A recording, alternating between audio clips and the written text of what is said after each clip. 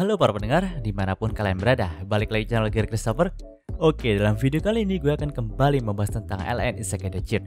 Dalam part sebelumnya, kita sudah mengetahui kalau Yuya, Yuti, dan Kaori itu pergi ke lembah dekat ibu kota Alkeria untuk menyelidiki apakah memang benar ada naga legendaris yang katanya telah terbangun di sana. Pada awalnya, perjalanan mereka itu bisa dibilang baik-baik aja, karena memang monster yang menghalangi mereka untuk pergi ke lembah itu juga bisa dibilang cukup lemah teman-teman, dan bisa diatasi sama Yuya dan Yuti dengan sangat mudah. Namun nih, pas mereka sedang makan siang di lembah itu, tiba-tiba aja terdengar suara makhluk buas yang menyakiti telinga mereka. Ternyata itu adalah suara dari sang naga legendaris yang mereka cari. Gregetnya nih, naga legendaris itu juga langsung datangin mereka. Namun masih belum jelas nih apa motif dari kedatangan sang naga. Tapi ya karena memang bentuk dan ukurannya itu luar biasa, si Yuya itu sampai nggak bisa gerak sewaktu dirinya sedang dipelototin sama naga itu. Dalam part kali ini panel cerita pun masih berfokus kepada karakter Yuya nih. Di sini Yuya pun masih berusaha menggerakkan tubuhnya untuk bisa melarikan diri bersama dengan Yuti dan Kaori nih. Karena memang ya Yuya itu masih mengiranya kalau sang naga datang untuk menghabisi mereka. Namun tiba-tiba aja si Yuya itu mendengar suara sapaan yang entah dari mana asalnya. Padahal cuma ada sang naga aja yang di hadapannya ini. Jadi si Yuya pun akhirnya mendapatkan ketenangannya kembali dan tanya sama Kaori dan Yuti nih, kalau apakah mereka juga mendengar suara sapaan itu atau enggak nih. Mendengarkan hal itu, Yuti dan Kaori juga menjawab kalau mereka mendengarnya, tapi mereka itu nggak bisa melihat wujud orang yang menyapa mereka. Nah, ternyata yang menyapa mereka tadi adalah sang naga sendiri teman-teman. Di sini sang naga pun sedikit kesal karena dirinya itu nggak dianggap sama mereka. Tentu aja baik Yuya, Yuti, dan Kaori pun langsung kaget dong. Karena memang mereka nggak menyangka kalau naga di hadapan mereka ini bisa berbicara bahasa manusia. Nah, hal itu juga dituturkan lagi sama Yuya nih. Ia pun berkata kepada sang naga kalau tidak ada naga yang pernah ia temui itu berbicara bahasa manusia. Mendengarkan hal itu, sang naga pun menjawab kalau itu nggak apa-apa, lagian juga dia itu nggak mau disama-samain sama naga yang lain. Karena memang dia kan naga pencipta dunia. Bisa dibilang dia adalah salah satu dewa yang menciptakan isekai inilah. Nah, sang naga juga berbicara kepada Yuya kalau selama ini dia itu udah mengerti bahasa dari Yuya dan manusia lainnya. Itu artinya dia juga sudah tahu kalau para manusia itu selalu menjelek-jelekannya selama ini. Padahal dia itu nggak pernah mengganggu manusia sama sekali. Mendengarkan hal itu, si Yuya pun jadi bengong nih. Karena memang ya, kok kayaknya naga ini nuntut minta maaf nih kepada Yuya. Tapi kan Yuya itu nggak pernah jelek-jelekin naga itu. Jadi si Yuya pun menjelaskan kalau dia itu nggak pernah menjelekin sang naga. Justru alasan dia datang ke sini adalah untuk memastikan apakah memang sang naga itu terbangun dari tidur panjangnya atau enggak. Dan melihat sosok naga kini berada di depannya, maka si Yuya pun udah mendapatkan jawaban atas rasa penasarannya itu. Lalu Yuya juga menanyakan alasan kenapa sang naga itu bisa terbangun dari tidur panjangnya. Mendengarkan hal itu, sang naga pun menjawab kalau sebenarnya dia itu terbangun karena bau dari evil dan holy yang sudah menyelimuti dunia ini. Dan bau dari kedua entitas itulah yang sangat tidak disenangi oleh sang naga. Mendengarkan hal itu, Yuya pun langsung terbayang dengan Master Kelinci nih.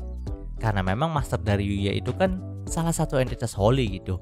Namun di sini sang naga pun menjelaskan lagi kalau kedatangannya ke sini itu dikarenakan dia mencium bau yang sangat enak, dan bahkan bau yang enak ini mengalahkan bau dari entitas holy dan juga evil yang ia cium. Mendengarkan perkataan dari sang naga, di sini Yuya pun langsung teringat dengan kari yang ia buat nih. Lalu ia juga menunjukkan kalau memang bau yang dirasakan oleh sang naga itu pastinya berasal dari kari yang ini. Nah, pas waktu pertama kali si naga itu melihat bentukan kari yang Yuya buat dan terkesan masakan itu tidak seperti umumnya, membuat sang naga itu ragu apakah memang makanan yang ada di hadapannya ini bisa dimakan atau enggak. Karena dari yang ia tahu, kalau makanan manusia itu biasanya dibuat dengan cara direbus atau enggak dibakar.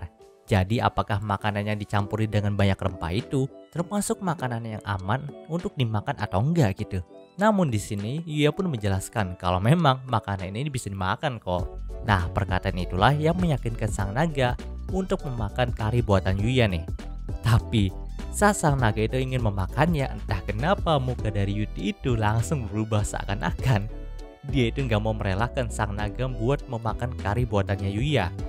Ya karena memang kan kita tahu sendiri Yuti kan seneng banget deh sama kari buatan Yuya.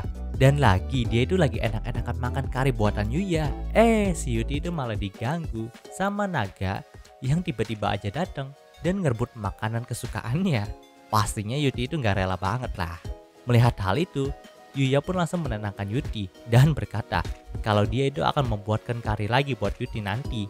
Jadi biarkan kari ini dimakan sama sang naga aja.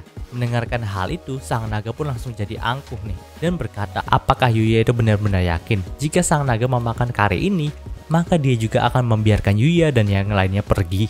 Di sini Yuya pun jadi bingung nih dengan perkataan itu, karena ya dia kiranya dia itu bakal dilepasin sama sang naga karena udah ngasih kari gitu. Nah biar nggak jadi kesalahpahaman, sang naga pun berkata kalau dia itu gak mungkin puas dengan makanan yang sedikit seperti ini. Jadi apakah yang akan Yuya lakukan jika nafsu makan sang naga itu gak terpuasi? Mendengarkan hal itu, Yuya pun sedikit memikirkannya. Tapi setelah beberapa saat ia pun langsung berkata nih, kalau dia punya solusi atas hal itu, dia akan jamin dengan ini nafsu makan sang naga itu bisa terpuasi. Nah, ingat pas waktu beberapa part lalu, kan Yuya itu pernah dapat drop item berupa pil yang bisa mengecilkan pemakannya dari Fantasy Rabbit nih. Nah, di sini Yuya pun jadi punya ide buat ngasih drop item itu kepada sang naga pencipta. Alhasil sang naga pencipta pun jadi kecil banget nih dan bisa memakan kari buatan Yuya dengan sangat mudah. Bahkan sewaktu itu sang naga pun sampai nyemplung ke panci karinya Yuya. Nah, tadi sangka saat sang naga pencipta itu puas memakan kari buatan Yuya, ada sebuah notifikasi muncul di dekat status levelnya Yuya nih. Notifikasi itu berbicara kalau Yuya berhasil menjinakkan Genesis Dragon. Nah, setelah si Yuya melihat notifikasi itu, Yuya pun mencoba langsung mengusap matanya nih sebentar karena mungkin dia itu salah lihat. Tapi mau berapa kali Yuya itu mengusap matanya, notifikasi itu nggak pernah hilang dan Yuya itu nggak salah baca. Jadi di sini Yuya pun dengan polosnya ngomong ke sang naga kalau sepertinya dia itu telah menjinakkan sang naga. Mendengarkan hal itu awalnya naga itu nggak percaya dengan perkataan Yuya karena memang kan dia kan naga pencipta gitu, sosok dewa yang menciptakan planet ini, isekai ini. Masa sih dia itu dijinakin sama manusia gara-gara cuma ngasih makanan?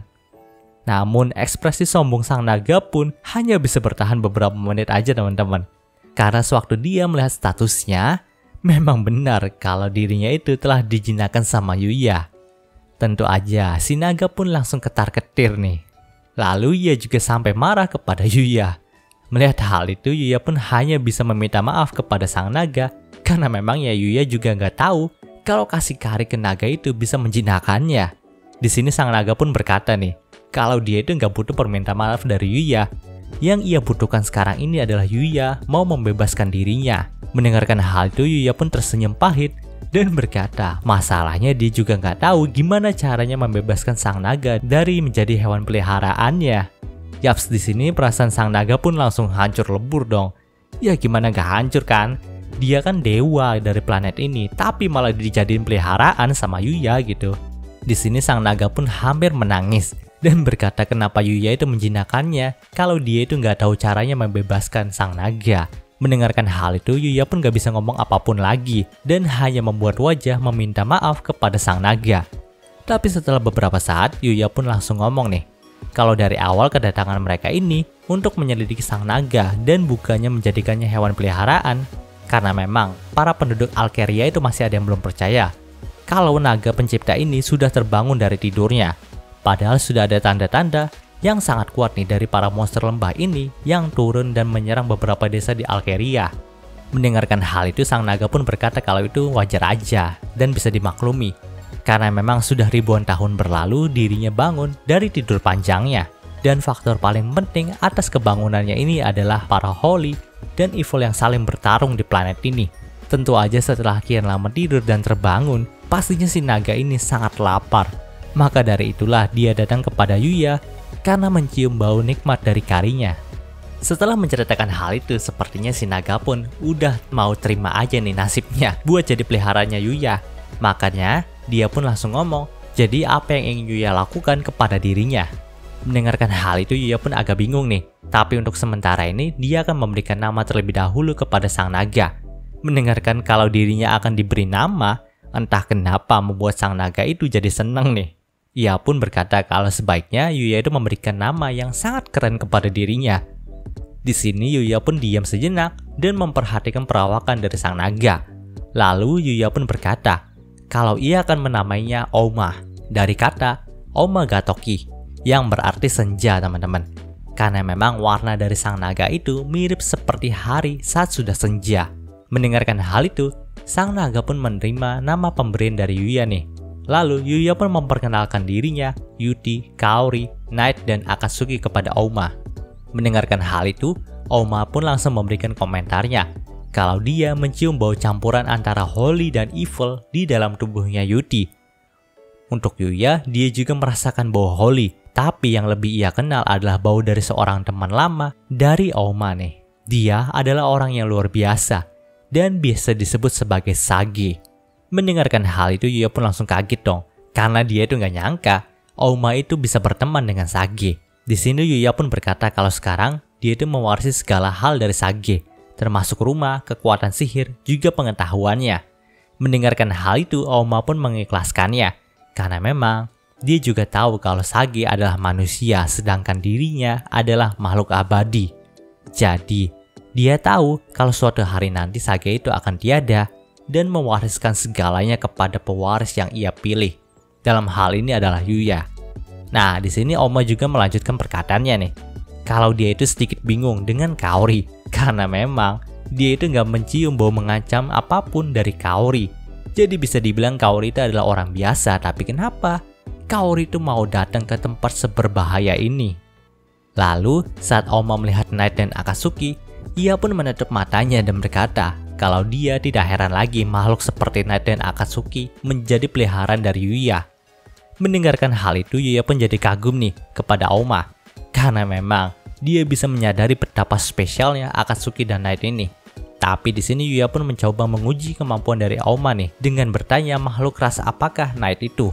Di sini Oma pun langsung menjawab kalau Knight adalah seekor Black Fenrir kan. Setelah mendengarkan jawaban itu, Yuya pun jadi tambah kagum nih sama Oma. Lalu Oma pun berkata lagi nih kalau dia itu tahu karena Knight adalah salah satu ras langka yang luar biasa di planet ini. Walau ras Knight itu nggak hidup selama dirinya, tapi Black Fenrir ini memang dikenal dengan kekuatannya yang hampir bisa menyamai naga pencipta seperti dirinya. Nah, mendengarkan percakapan berbahaya itu, nggak hanya Yuya yang terkejut, tapi Yuti juga terkejut nih. Dia pun mulai merinding karena nggak bisa mempercayai kalau sebenarnya Knight adalah Black Fenrir. Dan jika itu benar, maka artinya sekarang ini ada dua makhluk legendaris yang berada di hadapannya, yaitu Oma, sang naga pencipta, dan Knight, sang Black Fenrir. Tapi setelah dipikir-pikir lagi, Yuti pun merasa kalau mereka sudah aman dan tidak perlu khawatir lagi tentang evil, karena memang sudah ada Oma dan Knight yang merupakan dua makhluk terkuat di planet ini. Mendengarkan hal itu, si Oma pun langsung ngomong kalau sebenarnya dia itu bisa aja menghentikan perang antara evil dan holy sekarang juga nih. Tentu aja, Yuya pun langsung semangat dong, karena perkataan dari Oma, ya kapan lagi coba dia itu bisa terbebas dari siksaan melawan evil yang dikatakan memiliki kekuatan setara dengan Master Kelinci. Jadi Yuya pun menanyakan gimana caranya Oma itu bisa menyelesaikan perang antara kedua entitas itu. Di sini si Oma pun langsung menjawab dengan gamblang kalau dia akan menghancurkan planet ini. Dengan begitu perangnya akan usai. Setelah mendengarkan perkataan itu, muka dari Yuya pun langsung jadi pahit. Lalu ia juga berkata jangan sampai Oma itu melakukan hal tersebut. Nah, setelah itu Yuya pun berniat untuk pulang nih, karena memang masalah mereka itu udah selesai di sini gitu. Jadi ngapain mereka di sini lagi? Tapi Kaori pun langsung berkata, kalau tujuan kita ke sini kan buat nyelidikin naga legendaris itu ada atau enggak. Lalu, apa yang harus kita katakan kalau faktanya sang naga legendaris itu malah dijadikan peliharaan sama Yuya? Di sini Yuya pun kembali teringat lagi dengan permintaan dari Owen. Lalu dengan tawa yang canggung, ia pun berkata kalau sepertinya mereka itu harus jujur aja kepada Owen tentang hal ini. Dan bener aja nih, setelah sampai di ibu kota Alkeria, si Yuya pun langsung menceritakan segalanya. tentang dia yang menjadikan naga legendaris sebagai hewan peliharaan dan memberikannya nama.